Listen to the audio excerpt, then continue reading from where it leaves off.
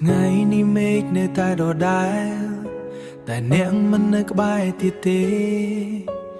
រូបភាពចាំងនៅក្នុងទូរស័ព្ទទេ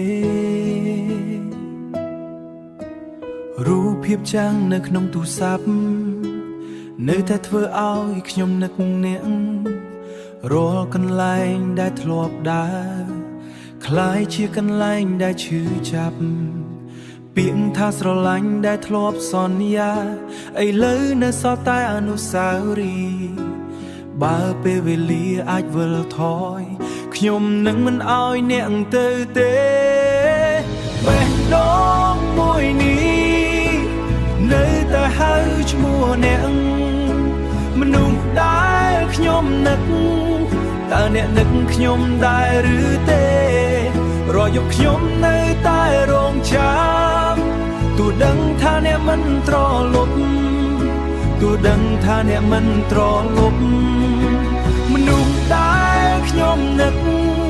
អ្នកនៅក្នុងបេះដូងជានិច្ចស្នេហ៍ដែលមិនអាចបំភ្លេចនៅតែរស់ក្នុងចិត្តខ្ញុំខ្យល់ត្រជាក់ប៉ះមុខខ្ញុំដូចអ្នកកំពុងនៅក្បែរតែពេលខ្ញុំបើកភ្នែកមានតែភាពឯកាខ្ញុំរៀនរស់ដោយគ្មានអ្នកខ្ញុំរៀនរស់ដោយគ្មានអ្នកតែបេះដូងមិនព្រមភ្លេចរស្នាមញញឹមយកបកញឹកនៅតែជាក្តីនឹករលឹកប្រសិនបើថ្ងៃណាមួយយើងបានជួបគ្នាម្ដងទៀតខ្ញុំនឹងប្រាប់អ្នកថាខ្ញុំនៅតែស្រឡាញ់អ្នកមនុស្សដែលខ្ញុំនឹកសង្ឃឹមអ្នកមានក្តីសុខ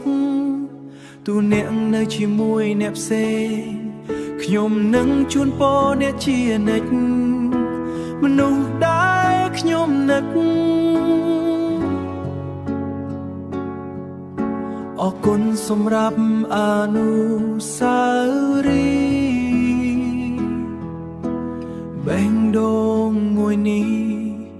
នឹងនឹកអ្នករហូត